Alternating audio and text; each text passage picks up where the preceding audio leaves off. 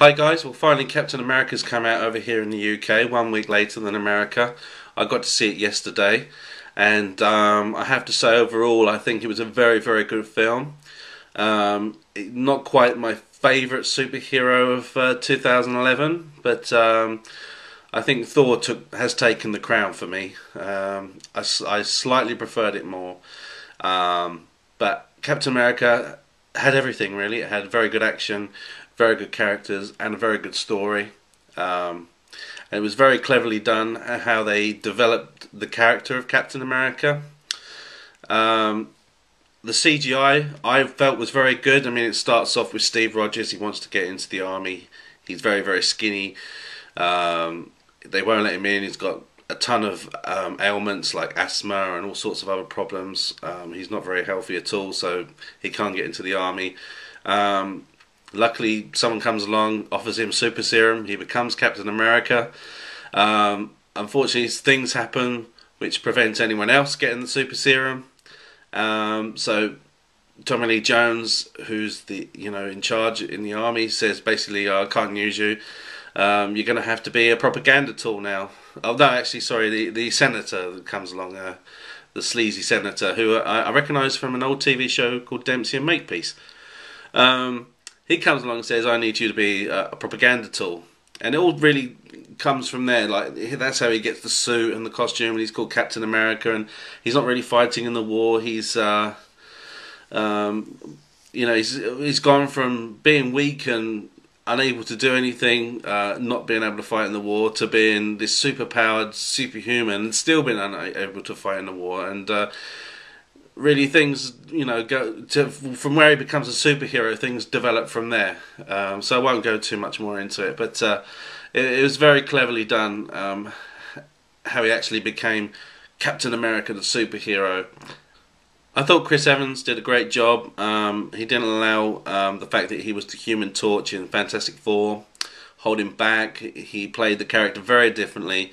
The guy he played in Fantastic Four was a joker, a wisecracker, didn't really take things seriously, and I found the way he portrayed Steve Rogers completely different. Someone who was very serious, cared about saving people, was very stoic, sort of your typical square-jawed hero. The atmosphere of the film was great. The 1940s style was done wonderfully. Joe Johnston's proved before that he's very good at doing that. He did that in The Rocketeer, and I think he's expanded upon that in this film by allowing great character development, but not allowing the action to suffer at all. I actually found also that the villain is really good in this, the Red Skull. Hugo Weaving played Mr. Panto Nazi, or well, he's actually more of a Nazi. He's such a bad guy. This guy turns out to be even like not just disliking the enemy, the America, but he actually really turns out to be even so evil that he actually despises Hitler as well, and feels he's not doing enough to take over the world. So this is Red Skull guy is quite a mean and nasty villain, but I think Hugo Weaving did it very well, and I would have probably liked a little bit more interaction between him and Captain America, but they had to cram a lot in here because obviously they've got to build up certain things for the Avengers as well, and they've got to build up the origin story for Captain America. So there was quite a bit to fit in, and the fact that he has to obviously fit in the 1940s story, plus the fact that other events are going to have to take place where he becomes one of the Avengers. Supporting cast was very good. Tommy Lee Jones was great. Stanley Tucci, I really enjoyed him. I thought his character was very good. The film could have done with a bit more of him in it. The female lead was pretty good. She had a fair bit to do, but nothing. She did her role well, but it was the character itself was nothing special. Howard Stark was fairly good in it. Didn't quite have the charisma though of Tony Stark. So I mean, that was always in the back of your mind. Oh look, it's Howard Stark. It's Tony Stark's dad. The guy who played him didn't really look like Howard Stark in the Iron Man movies, but the fact is that you kind of looked at him and thought, well, he looked like he could be related to Robert Downey Jr. So he was still pretty believable in the role. You've got Captain America rescuing people in one scene, and it goes to another thing where he's rescuing people in that, and it's showing sort of all sorts of different scenes where he's rescuing people. So you're given like a certain space of time that he's done quite a bit while in the role of Captain America, and I don't know. I just enjoyed the story. I cared about the characters. I cared about his team that he had. The guy that played Bucky was really good, and yeah, I mean, I liked all the characters, and I never found anyone annoying in it. So overall, I mean, I'd give the film 4 stars out of 5. Very, very good. Not quite as good as Thor, as I mentioned.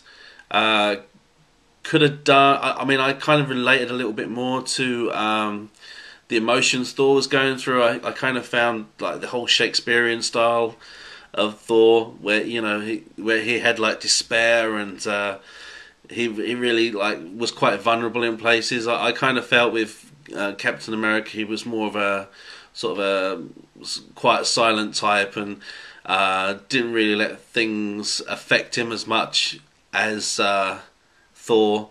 He kind of was always the same person. I think that was the point of Captain America. He was always the same person. It was actually his physical self was holding him back. Whereas like the opposite to Thor, where he was always like a superpowered person, but with that power he was quite arrogant, and only when he lost it, he learned to actually become stronger as inside. Where it was like kind of the opposite for Captain America. So that's kind of interesting how the two characters were different in that way. They were sort of yin and yang to each other a little bit. But yeah, as I said, I like Thor a little bit more. X-Men First Class this year was very good, and Green Lantern was sort of trailing behind those three, in my opinion. I still like Green Lantern, but in hindsight, now I've looked at all the superhero films, I do find that Green Lantern was the weakest of the 4. Not saying that that's a bad thing. I think we've been very lucky, and I think we've had 4 at least enjoyable movies that are based on superhero characters. So I'm interested to know, guys, if you've seen all the superhero films this year, what did you think? What was your favourite? Was it Green Lantern? Was it X-Men? Was it Thor? Or was it Captain America? Or have you seen something else that, or maybe you didn't like any of those films, and you still think there's a better movie out there that maybe like Super, for instance, which I've yet to see, and I will have a review of that coming soon. Maybe you still feel like they weren't very good this year, the superhero films, and previous films that have been out in previous years are much better than those. I'm interested to hear your thoughts, guys, and I'll catch you later.